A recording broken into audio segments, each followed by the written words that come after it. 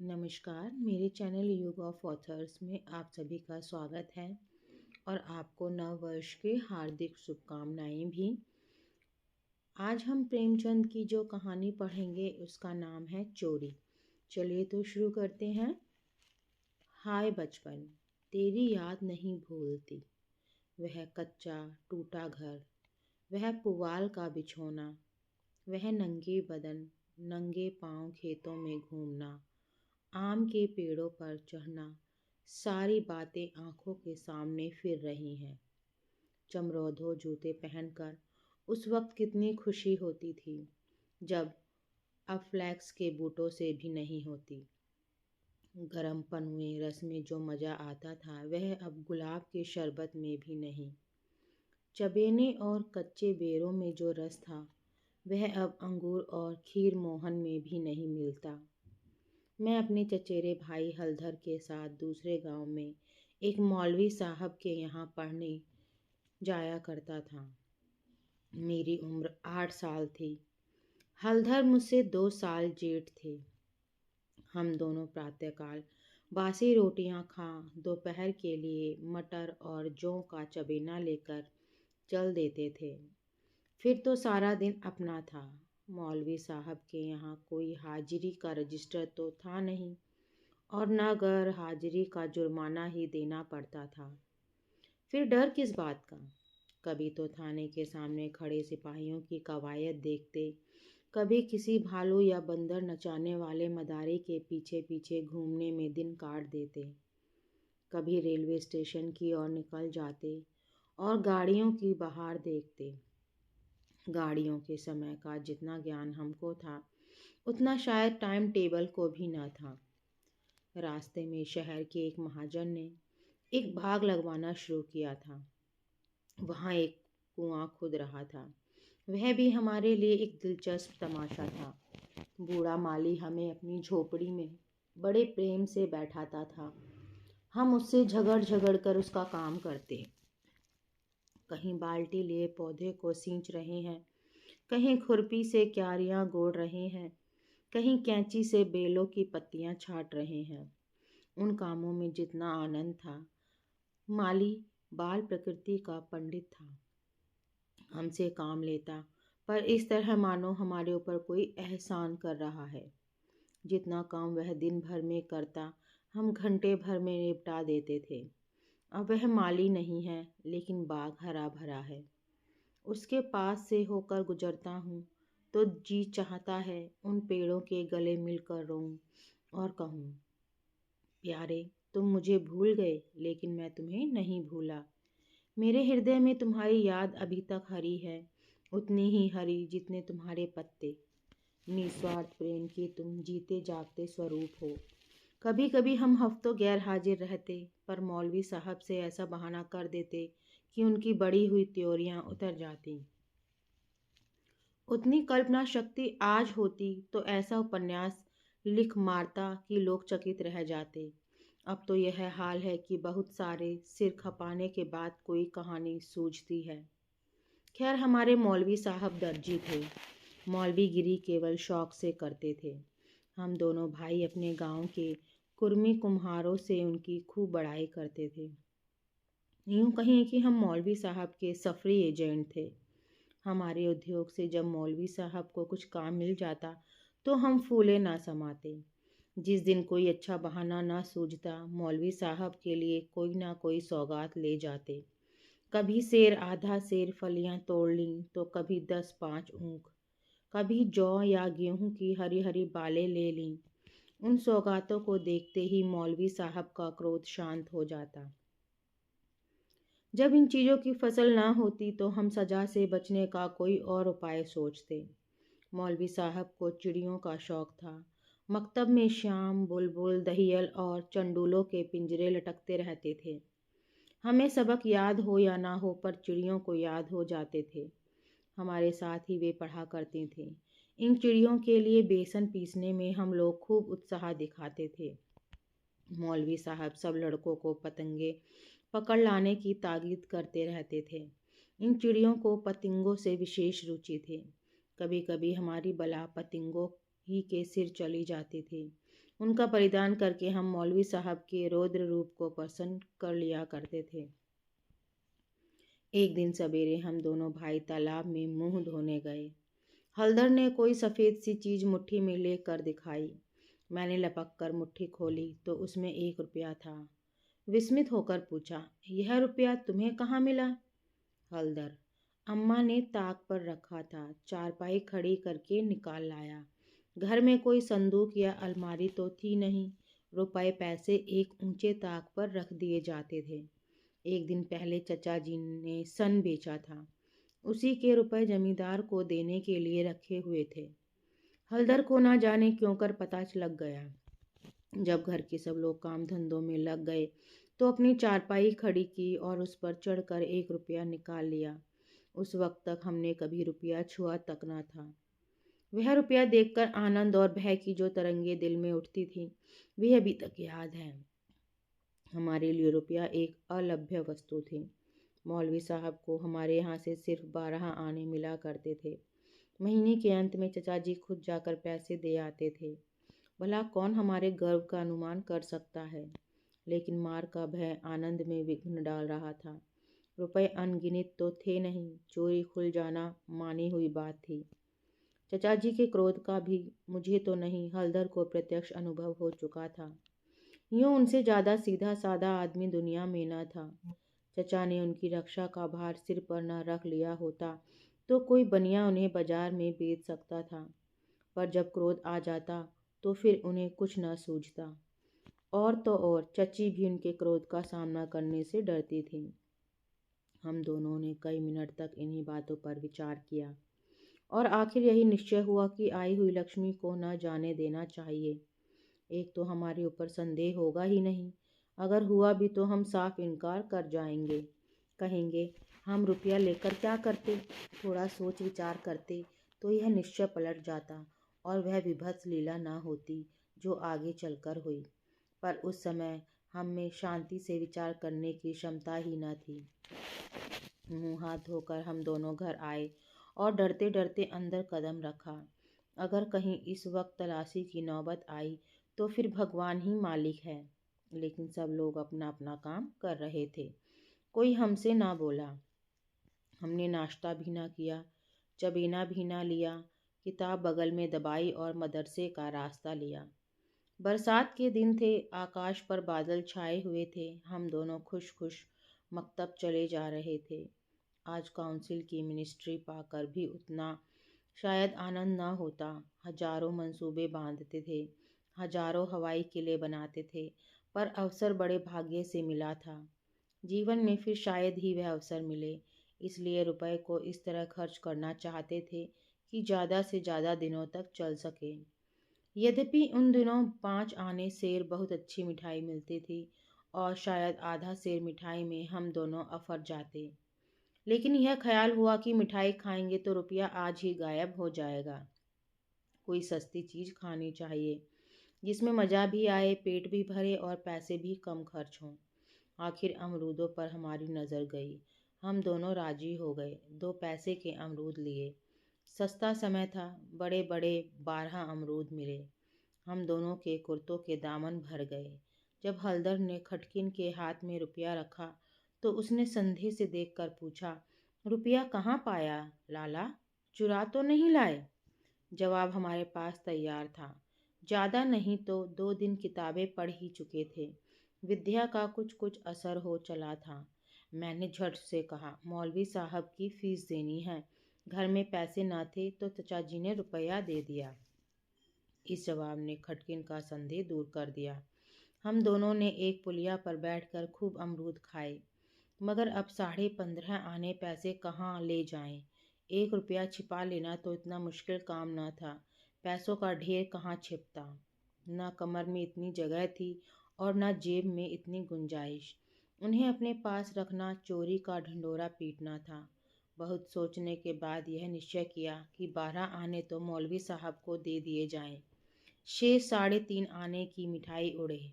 यह फैसला करके हम लोग मकतब पहुँचे। आज कई दिन के बाद गए थे। मौलवी साहब ने बिगड़कर पूछा, इतने दिन कहाँ रहे? मैंने कहा, मौलवी साहब घर में गमी हो गई। यह कहते कहते 12 आने उनके सामने रख दिए। फिर क्या पूछना था। पैसे देखते ही मौलवी साहब की बाँछें खिल गईं। महीना खत्म होने में अभी कई दिन बाकी थे। साधारणतः महीना चढ़ जाने और बार बार तगाचे करने पर कहीं पैसे मिलते थे। अब कि इतनी जल्दी पैसे पाकर उनका खुश होना कोई अस्वाभाविक बात न थी। हमने अन्य लड़कों की ओर सगर्व नेत्रों से देखा, मानो कह रहे हों, एक तुम हो कि मांगने पर भी पैसे नहीं देते, एक हम है कि पेशगी देते हैं। हम अभी सबक पढ़ ही रहे थे कि मालूम हुआ आज तालाब का मेला है, दोपहर में छुट्टी हो जाएगी। मौलवी साहब मेले में बुलबुल उड़ाने जाएंगे। यह खबर सुनते ही हमारी खुशी का ठिकाना न रहा। 12 आने तो बैंक में जमा ही कर चुके थे। 3.5 आने में मेला देखने की ठहरी। खूब बहार रहेगी। मज़े से रेवड़ियाँ खाएंगे, गोलगप्पे उड़ाएंगे, झूले पर चढ़ेंगे और शाम को घर पहुँचेंगे। लेकिन मौलवी साहब ने एक कड़ी शर्त यह लगा दी थी कि सब लड़के छुट्टी के पहले अपना अपना सबक सुना दें। जो सबक ना सुना सकेगा उसे छुट्टी ना मिलेगी। नतीजा यह हुआ कि मुझे तो छुट्टी मिल गई, पर हलधर कैद कर लिए गए और कई लड़कों ने भी सबक सुना दिए थे। वे सभी मेला देखने चल पड़े। मैं भी उनके साथ हो लिया। पैसे मेरे ही पास थे, इसलिए मैंने हलधर को साथ लेने का इंतज़ार न किया। तय हो गया था कि वह छुट्टी पाते ही मेले में आ जाएं और दोनों साथ साथ मेला देखें। मैंने वचन दिया था कि जब तक वह न आएंगे एक पैसा भी खर्च न करूँगा। लेकिन क्या मालूम था कि दुर्भाग्य कुछ और ही लीला रच रहा है। मुझे मेला पहुँचे 1 घंटे से ज़्यादा गुजर गया, पर हलदर का कहीं पता नहीं। क्या अभी तक मौलवी साहब ने छुट्टी नहीं दी या रास्ता भूल गए? आंखें फाड़ फाड़ कर सड़क की ओर देखता था। अकेला मेला देखने में जी भी ना लगता था। यह संशय भी हो रहा था कि कहीं चोरी खुल तो नहीं गई और चाचा जी हलदर को पकड़कर घर तो नहीं ले गए। आखिर जब शाम हो गई तो मैंने कुछ रेवड़ियां खाईं और हलदर के हिस्से के पैसे जेब में रख कर धीरे धीरे घर चला। रास्ते में ख्याल आया, मकतब होता चलूं। शायद हलधर अभी वहीं हो, मगर वहाँ सन्नाटा था। हाँ, एक लड़का खेलता हुआ मिला। उसने मुझे देखते ही जोर से कह कहा मारा और बोला, बच्चा घर जाओ तो कैसी मार पड़ती है। तुम्हारे चचा आए थे, हलधर को मारते मारते ले गए हैं। अजी ऐसा तान कर घूसा मारा कि मुआ हलधर मुंह के बल गिर पड़े। यहाँ से घसीटते ले गए हैं। तुमने मौलवी साहब की तनख्वाह दे दी थी, वह भी ले ली। अभी कोई बहाना सोच लो, नहीं तो बेभाव की पड़ेगी। मेरी सिट्टी पिट्टी भूल गई। बदन का लहू सूख गया। वही हुआ जिसका मुझे शक हो रहा था। पैर मन मन भर के हो गए। घर की ओर एक एक कदम चलना मुश्किल हो गया। देवी देवताओं के जितने नाम याद थे सभी की मानता मानी। किसी को लड्डू, किसी को पेड़े, किसी को बतासे। गांव के पास पहुंचा तो गांव के डीही का सुमिरन किया, क्योंकि अपने हलके में डीही ही की इच्छा सर्वप्रधान होती है। यह सब कुछ किया, लेकिन ज्यों-ज्यों घर निकट आता दिल की धड़कन बढ़ती जाती थी। घटाएं उमड़ी आती थीं। मालूम होता था आसमान फट कर गिरा ही चाहता है। देखता था लोग अपने अपने काम छोड़ छोड़ भागे जा रहे हैं। गोरू भी पूंछ उठाए घर की ओर उछलते कूदते चले जाते थे। चिड़ियाँ अपने घोंसलों की ओर उड़ी चली आती थीं, लेकिन मैं उसी मंद गति से चला जाता था, मानो पैरों में शक्ति नहीं। जी चाहता था जोर का बुखार चढ़ाए या कहीं चोट लग जाए, लेकिन कहने से धोबी गधे पर नहीं चढ़ता, बुलाने से मौत नहीं आती। बीमारी का तो कहना ही क्या। कुछ न हुआ और धीरे धीरे चलने पर भी घर सामने आ ही गया। अब क्या हो। हमारे द्वार पर इमली का एक घना वृक्ष था। मैं उसी की आड़ में छिप गया कि जरा और अंधेरा हो जाए तो चुपके से घुस जाऊं और अम्मा के कमरे में चारपाई के नीचे जा बैठूं। जब सब लोग सो जाएंगे तो अम्मा से सारी कथा कह सुनाऊंगा। अम्मा कभी नहीं मारती। जरा उनके सामने झूठ मूठ रहूँगा तो वह और भी पिघल जाएंगी। रात कट जाने पर फिर कौन पूछता है। सुबह तक सबका गुस्सा ठंडा हो जाएगा। अगर ये मंसूबे पूरे हो जाते तो इसमें संदेह नहीं कि मैं बेदाग बच जाता, लेकिन वहाँ तो विधाता को कुछ और मंजूर था। मुझे एक लड़के ने देख लिया और मेरे नाम की रट लगाते हुए सीधे मेरे कमरे में भागा। अब मेरे लिए कोई आशा न रही। लाचार घर में दाखिल हुआ तो सहसा मुंह से एक चीख निकल गई, जैसे मार खाया हुआ कुत्ता किसी को अपनी ओर आता देखकर भय से चिल्लाने लगता है। बरोठे में पिताजी बैठे थे। पिताजी का स्वास्थ्य इन दिनों कुछ खराब हो गया था। छुट्टी लेकर घर आए हुए थे। यह तो नहीं कह सकता कि उन्हें शिकायत क्या थी, पर वह मूंग की दाल खाते थे और संध्या समय शीशे की गिलास में एक बोतल में से कुछ उड़ेल उड़ेल कर पीते थे। शायद यह किसी तजुर्बेकार हकीम की बताई हुई दवा थी। दवाएं सब बासने वाली और कड़वी होती हैं। यह दवा भी बुरी ही थी, पर पिताजी न जाने क्यों इस दवा को खूब मज़ा ले लेकर पीते थे। हम जो दवा पीते हैं तो आंखें बंद करके एक ही घूंट में गटक जाते हैं, पर शायद इस दवा का असर धीरे धीरे पीने में ही होता है।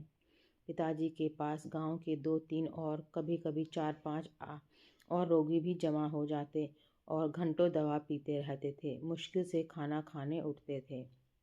इस समय भी वह दवा पी रहे थे। रोगियों की मंडली जमा थी। मुझे देखते ही पिताजी ने लाल लाल आंखें करके पूछा, कहाँ थे अब तक? मैंने दबी जबान से कहा, कहीं तो नहीं। अब चोरी की आदत सीख रहा है। बोल, तूने रुपया चुराया कि नहीं?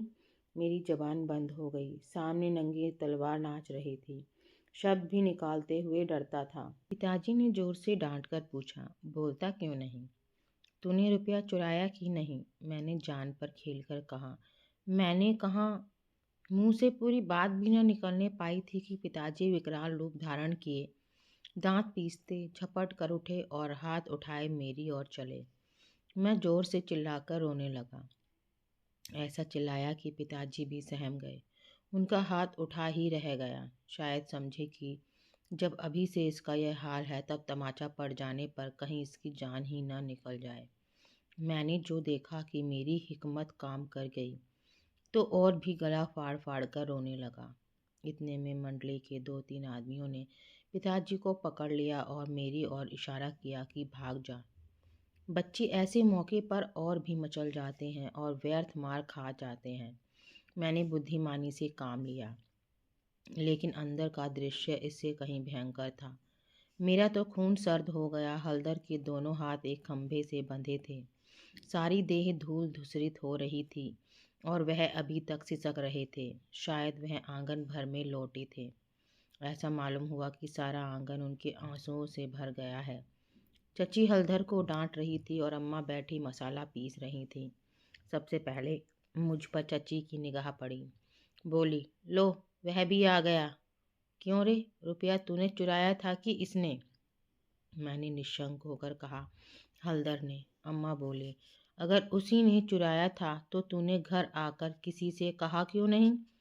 अब झूठ बोले बगैर बचना मुश्किल था। मैंने तो समझता हूँ कि जब आदमी को जान का खतरा हो तो झूठ बोलना क्षम्य है। हलदर मार खाने के आदी थे। 2-4 घूंसे और पड़ने से उनका कुछ न बिगड़ सकता था। मैंने मार कभी न खाई थी। मेरा तो 2-4 ही घूंसों में काम तमाम हो जाता। फिर हलधर ने भी तो अपने को बचाने के लिए मुझे फंसाने की चेष्टा की थी। नहीं तो चची मुझसे यह क्यों पूछती, रुपया तूने चुराया या हलधर ने? किसी भी सिद्धांत से मेरा झूठ बोलना इस समय स्तुत्य नहीं तो क्षम्य जरूर था। मैंने छूटते ही कहा, हलधर कहते थे किसी से बताया तो मार ही डालूंगा। अम्मा, देखा, वही बात निकली ना। मैं तो कहती थी कि बच्चा की ऐसी आदत नहीं। पैसा तो वह हाथ से छूता ही नहीं, लेकिन सब लोग मुझी को उल्लू बनाने लगे। हलदर, मैंने तुमसे कब तक कहा था कि बताओ तो मारूंगा? मैं, वहीं तालाब के किनारे तो? हलदर, अम्मा, बिल्कुल झूठ है। चची, झूठ नहीं, सच है। झूठा तो तू है और तो सारा संसार सच्चा है। तेरा नाम निकल गया है ना। तेरा बाप नौकरी करता, बाहर से रुपए कमा लाता, 4 जने उसे भला आदमी कहते तो तू भी सच्चा होता। अब तो तू ही झूठा है। जिसके भाग में मिठाई लिखी थी उसने मिठाई खाई। तेरे भाग में तो लात खाना ही लिखा था। यह कहते हुए चची ने हलदर को खोल दिया और हाथ पकड़कर भीतर ले गईं। मेरे विषय में स्नेहपूर्ण आलोचना करके अम्मा ने पासा पलट दिया था, नहीं तो अभी बेचारे पर ना जाने कितनी मार पड़ती। मैंने अम्मा के पास बैठकर अपनी निर्दोषिता का राग खूब अलापा। मेरी सरल हृदय माता मुझे सत्य का अवतार समझती थी। उन्हें पूरा विश्वास हो गया कि सारा अपराध हलधर का है। एक क्षण बाद मैं गुड़ चबेना लिए कोठरी से बाहर निकला। हलधर भी उसी वक्त चिवड़ा खाते हुए बाहर निकले। हम दोनों साथ साथ बाहर आए और अपनी अपनी बीती सुनाने लगे। मेरी कथा सुखमय थी, हलधर की दुखमय, पर अंत दोनों का एक था, गुड़ और चबेना। तो दोस्तों, आप सबको ये कहानी कैसी लगी? कमेंट बॉक्स में ज़रूर लिखना। धन्यवाद।